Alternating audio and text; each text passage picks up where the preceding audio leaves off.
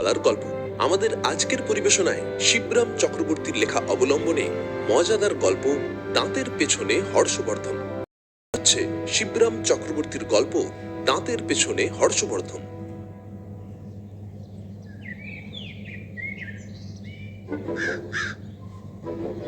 হর্ষবর্ধনের দন্তধাবন। সহজ কথা কি, দাঁতের সঙ্গে হাতাহাতি চারটিখানি না। দাঁতের সঙ্গে হাতের সে কম সংঘর্ষ নয়, যদি সে ফের পরের দাঁত হয়। পাঠ্যদশায় হর্ষবর্ধনকে জিজ্ঞেস করা হয়েছিল,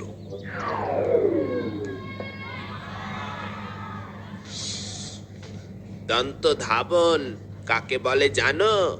মানে কি তার? শুধিয়েছিলেন পাঠশালার পণ্ডিত মশাই। ওর মানে হচ্ছে দাঁতের দৌড় পণ্ডিত মশাই। মানে কি না দাঁতকে ধাবিত করা, দৌড় করানো। হ্যাঁ, দাঁতের দৌড়। তার মানে দাঁতের দৌড়টা আবার কি রকমের? ওই ঘোড় দৌড় যেমনটা হয় না গুরুমশাই, ঘোড়ারা দৌড়ই তো, তাকে বলে অশ্বধাবন। তেমনই আপনার ওই দন্ত ধাবন। হয়েছে, দাঁতেরা দৌড়ায় জীবনে প্রথম জানলাম। এদিকে এসো। এই যেমন আমার অঙ্গুলি ধাবন, বুঝেছিস? পণ্ডিত পণ্ডিত মশাই, অশ্ব ধাবনে যেমন খট খট আওয়াজ হয়, তেমনই শোন শোন পণ্ডিত মশাই। হ্যাঁ, শুনতে পাচ্ছিস? হ্যাঁ পণ্ডিত মশাই, মালুম হচ্ছে? পাচ্ছি, বেমালুম। ও পণ্ডিত মশাইয়ের গাঁট ভাঙা খাটনি মাথার উপর হাড়ে হাড়ে মালুম পায় হর্ষবর্ধন। কিন্তু কে জানতো যে দাঁতের এই দৌড়বাজির পাল্লায় তাকেই আবার পড়তে হবে একদিন। অশ্বের মতোই ছুটতে হবে হর্ষবর্ধনকে দাঁতের পিছু পিছু, এবং তাও আবার নিজের দাঁত নয়, পরের দাঁতের পেছনেই।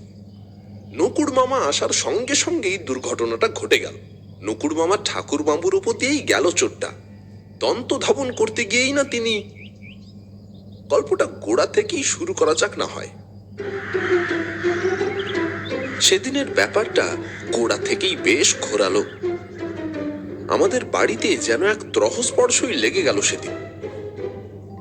নকুড় মামা তো আমার বাসায় এসে উঠেছিলেন আগেই, তারপরে তার মামা ঠাকুরও এসে জুটলেন। আগে ভাগে তারাই। তারপরে এলো আমার ভাগ্নে, টুম্পার ভাই শ্রীমান টিকলু চন্দর। আমার মাতুল ভাগ্যে ভাগ্নে এসেও হাজির হলো শেষ ভাগে। তাকে দেখে আমি উল্লসিত হয়েছি। মামা, এই তো তুই এসে গেলি। ব্যাস, এক যাত্রায় আমাদের 4 পুরুষ দেখা হয়ে গেল। এবার এক জন্মেই দেখলাম। 4 পুরুষ? শুনেই সে অবাক। সে আবার কি জীব? কি রকমের জীব শিবরা মামা? ওরে না, জীব না, জন্তুও না, তবে হ্যাঁ প্রাণী বলতে পারিস বটে, কেননা প্রাণ আছে যে কালে সবাইকার। আমি বলি, আর তুইও এমন কিছু মানুষ হোসনি এখনো, আমাদের মতো একটা প্রাণী বলা যায়। 4 পুরুষ নয় কিন্তু, হর্ষবর্ধন কন। 3 পুরুষ আর ছোটখাটো একটি বালক। সঠিক ধরলে। টিকলু ঠিক ঠাওর পায় না। তার মানে এই 3.5 পুরুষের অর্থ? অর্থ আমাদের কারণই নেই রে বাছা, তোরও না আমারও না। যা অর্থ, যত অর্থ, সব অর্থ তোর ওই হর্ষবর্ধন মামার। উনি উত্তম পুরুষ, তার হচ্ছে শীর্ষস্থান আমাদের মাথার ওপর। হ্যাঁ? টিকলু তবুও হাঁ করে থাকে। তখন আমাকে বিশদ হতে হয়। আহা, মানে আমাদের মানে কিনা তোর মামাদের, এই আমি মামা, তার মামা, মামার মামা, তার মামা তো মামা, সবাইকে জুড়িয়ে, বুঝছিস কিনা? তার বেশি আর বোঝানো যায় না, সময়ই পাওয়া গেল না বোঝাই করার। নকুড় মামা ঠাকুর মামা হাউমাউ করতে করতে এসে পড়লেন। সর্বনাশ! হ্যাঁ আমি সর্বশান্ত। বলেই তিনি মাথায় হাত দিয়ে বসে পড়লেন। বলতে না বলতেই পর্যবসিত। গঙ্গা স্নানে বেরিয়েছিলেন, পথে গোলদিঘিটা পড়ল। ভাবলেন অদ্দূর গঙ্গায় গিয়ে আর হবে কি, এখানেই গঙ্গা গঙ্গা বলে চানটা সেরে নি না। বিনির মা আজ মাংস রেঁধেছে, হয়তো তা এতক্ষণে হয়েও গেছে। যাতায়াতে বৃথা সময় ব্যয় করে আর কি হবে, গোটা 2 ডুব দিয়েই না মাংস ভাতের পাতে গিয়ে পড়া যাক। এই ভেবে যেই না চান করতে নেমেছেন, নামবার মুখেই তার খটকা লাগে। এমন 4 কোনা দিঘিটার নামের মধ্যেই গোল কেন? চৌকো জিনিসটা গোল হয় কি করে? নামবার মুখেই টের পেয়ে গেলেন গোলটি কোথায়। দিঘিতে গোটা দুই ডুব দিয়েছেন, তার মধ্যেই তার বাঁধানো দাঁত খুলে খসে পড়ে গেছে কখন।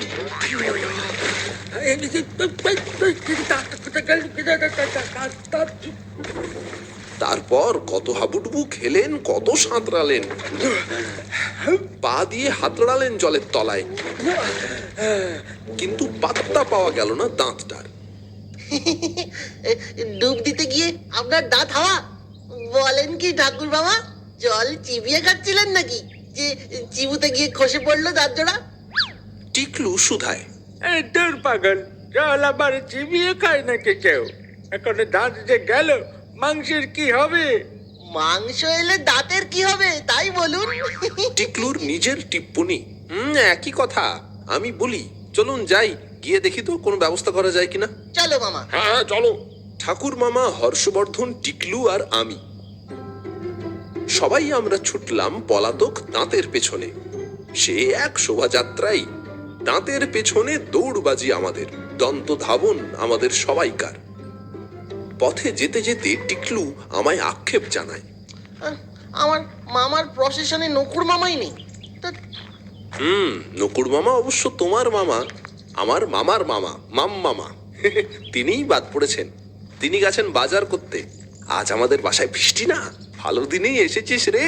মামার তিন পুরুষ, তিন প্রস্থ মামার ত্রহস্পর্শে এসে পড়েছিস তুই। কোথায় গেছেন তোমার নকুর মামা? সে শুধোয়, তিনি থাকলে মামার চতুর্বর্গ হয়ে যেত আমার।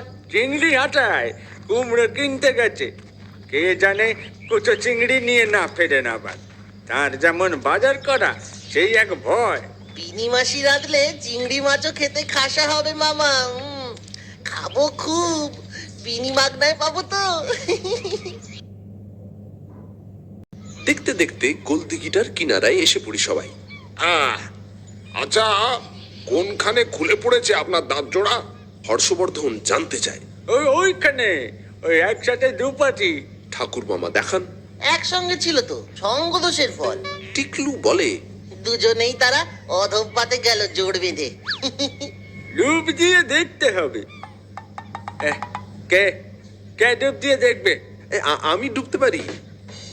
আমি বলি, কিন্তু ডোববার পর চোখে কানে দেখতে পাবো কিনা জানি না, এমনকি তারপরে নিজেও আবার দেখতে পাবো কিনা কে জানে। ডুব দিলেই আমি ডুবে যাব, জলে পড়লেই আমি ডুবে যাই, ওই ওই মার্বেলের গুলির মতোই। তারপরে আমি উঠতে পারবো না, সাঁতার জানি না তো, জলের মধ্যে গুলিয়ে যেতে হবে আমাকে। তাহলে আরো দুপাটি দাঁত হারাবে আমাদের। টিকলুর মামার মাম্মামা তোতলান। দাঁত খোয়ানোর কথাটাই তার কাছে আসল, তার শোকটাই বড়। দাঁতের সঙ্গে আমার যে ব্যক্তিগত লোকসানটা তিনি আমলই দেন না। দাঁতের কথাটাই চূড়ান্ত, তারই যা দাম তার কাছে আমি যেন কিছুই না। দাঁতের ব্যথার মতোই তার কথাটা আমার আঁতে লাগে। আমি ডুবতে পারি, তবে ডুবে যাব না কিন্তু। টিকলুর ঘোষণা। ডুবার সঙ্গে সঙ্গেই ভেসে উঠবো তক্ষুনি। সাঁতার জানি কি না। কি করে হবে তাহলে? ভেসে উঠলে হবে কি করে? ডুবে থাকতে হবে অনেকক্ষণ ধরে। ওই ডুবুরিরা যেমন থাকে না, নইলে খুঁজবি কি করে? ঠাকুর মামা ব্যক্ত করেন, অন্তত ঘন্টা খানেক তো থাকতেই হবে। এই না না, তাহলে ডুবুরি দরকার। ওকে আমি প্রাণ ধরে চোখের বাইরে রাখতে পারবো না অতক্ষণ। আমি জানাই, তা কোথায় ডুবুরি পাই এখন? হর্ষবর্ধন টিকলুর হাতে 10 টাকার একখানা নোট দিয়ে বলেন, যাও তো ভাই, যাও। কলেজ স্ট্রিটে মার্কেট থেকে কোথাও চট করে একটা ছিপ কিনে আনো তো। ছিপ, উইল, বড়শি, সুতো, ফাতনা সব। যাও যাও যাও। আচ্ছা। টিকলু লাফাতে লাফাতে চলে যায়। আমি বললাম, টিকলুকে দিয়ে হতে পারতো, ছিপের দরকার ছিল না, সেই তো বেশ ছিপছিপে ছিল।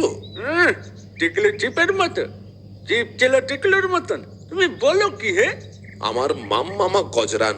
হ্যাঁ, টিকলু কি আমাদের মতো হৃষ্টপুষ্ট নাকি? ছিপছিপেই তো সে।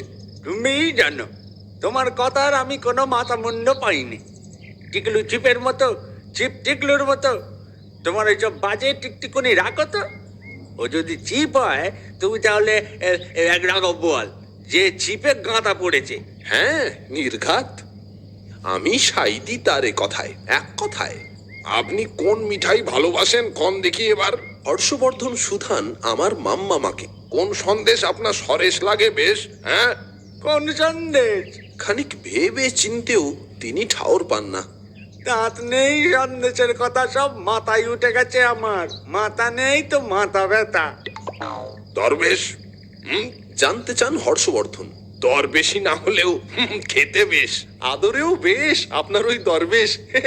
তার কথায় আমার ডিটো দেওয়া। মিহিদানা, জিলিপি, শনপাপড়ি, জিবে গজা, হ্যাঁ? তার ফিরিস্তি বাড়ে। জিবে গজা খেতে মজা, আমার সজীব ছাড়া। তাহলে ওই জিবে গজাই, হ্যাঁ? হর্ষবর্ধনের জিজ্ঞাসা। ঠাকুর মামা চুপ, কিন্তু আমার জিভে জল এসে যায়। আচ্ছা, খাওয়াচ্ছে কে? তার হয়ে আমার জবাবদিহি। আচ্ছা, রসগোল্লা, পান্তোয়া, রসকদম্ব, রাজভোগ, ক্ষীরের চপ, লেডিকেনি, আবার খাবো, কোনটা সবচেয়ে ভালো লাগে আপনার? আবার খাবো? হ্যাঁ, ওই আবার খাবো। আবার খাবো, অনেকবার খেয়েছি। এবার তার মুখ নড়ে। আমি ওই আবার খাবো, আবার আবার খাবো। বেশ বেশ, তাহলে ওই আবার খাবোই নিয়ে আসুন দেখি চট করে। আইনি। তার হাতেও তিনি একখানা 10 টাকার নোট ছাড়েন। 10 টাকার আবার খাবো? কে খাবে এত? এই প্রশ্নটা মুখে করেই তিনি ছুট মারেন। উত্তরের অপেক্ষা না রেখেই, কে খাবে? আমরাই খাবো, সবাই খাবো, আবার আবার খাবো। আমার কথাটা বোধ হয় তিনি শুনতে পান না, জবাবের পরোয়া না করেই চলে যান। ছিপ, বড়শি, হুইল এক্সেট্রা এসে পড়ে। আবার খাবো সঙ্গে সঙ্গে হাজির। হর্ষবর্ধন বড়শিতে একটা আবার খাবো গেঁথে জলে নামিয়ে দেন তক্ষুনি। সন্দেশের এই জলাঞ্জলি দেখে আমার মনে হয় তিনি হয়তো সেই রাজা দুষ্মন্তের উপাখ্যান আমদানি করেছেন আবার। শকুন্তলাকে দেওয়া তার স্মৃতিচিহ্নের আংটিটা যেমন এক অতি বৃহৎ মৎস্য গিলে ফেলেছিল, তার ধারণা এখানেও তেমনি কোনো রাঘব বোয়াল মামার দাঁত আত্মসাৎ করেছে। ওর ছিপে গাঁথা পড়ে ওপরে এসে সে গলাতে বাধ্য হবে এখন। তার পরিকল্পনায় আমি অবাক হই। উনি গল্প না লিখে আছেন কি করে? ওর গল্পের হাত দেখে আমি অবাক। সঙ্গে সঙ্গে দিঘির ওধার থেকে গোলদিঘির মালি, সবকিছুর খবরদারির মালিক দুর্বাসার মতোই দৌড়ে আসে। ওই ওই, এই পুকুরে ছিপ ফেলবার মানা, মাছ ধরবার মানা, না মানলে 10 টাকার জরিমানা। ওরে বাবা, মাছ ধরছি না, তবে এই নাও তোমার পাওনা 10 টাকা, যদিও তুমি তা আদেও পাও না। হর্ষবর্ধন জানান। দক্ষিণার উত্তর লাভে খুশি হয়ে মালিটা চলে যায়, অপর কোনো প্রশ্ন না তুলেই। তার একটু পরেই ফাতনাটা নড়ে চড়ে ওঠে। দিঘির ভেতর থেকে খট করে আওয়াজ আসে। ওই তো মাছ পড়েছে বোধ হচ্ছে। ওই ঘন্টার ধ্বনিতে খটকা লাগে আমার। খুব বড় মাছ হবে মামা। এই পুকুরের মাছ সব পেল্লায় পেল্লায়, আমি জানি। 7 পুরুষ ধরে এক নাগাড়ে বাড়ছে তো। দিঘির জলটা দেখো না কেমন তোলপাড় করছে, দেখছো না? দেখো না। ওরে থাম, লাফাতে থাকে টিকলু। মুরগির রোস্টের সঙ্গে কুচো চিংড়ির কাবাবের সাথে ওই রুই মাছের পেটি। বিনি মাসি যা রাঁধবে না, দেখতে হবে না, দারুণ ভোজ হবে আজ। হুইলে সুতো গুটিয়ে ছিপ তোলেন হর্ষবর্ধন। এই, উঠছে।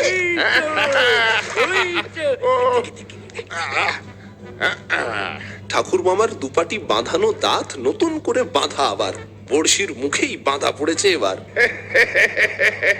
আবার খাবার জন্য যেন হা করেছিল দাঁতটা। সেই তো রে। সন্দেশটার উপর কেমন দাঁত বসিয়েছে, দেখেছো মামা? হর্ষবর্ধনের হর্ষধ্বনি শুনি আমরা। নকুড় মামার মামাতো মামা সন্দেশ সমেত দাঁত জোড়া মুখে তোলেন। কই দেখি। হ্যাঁ, ঠিক আছে। আর তার সাথে সাথেই সেই আবার খাবো চিবুতে থাকেন আবার। হ্যাঁ,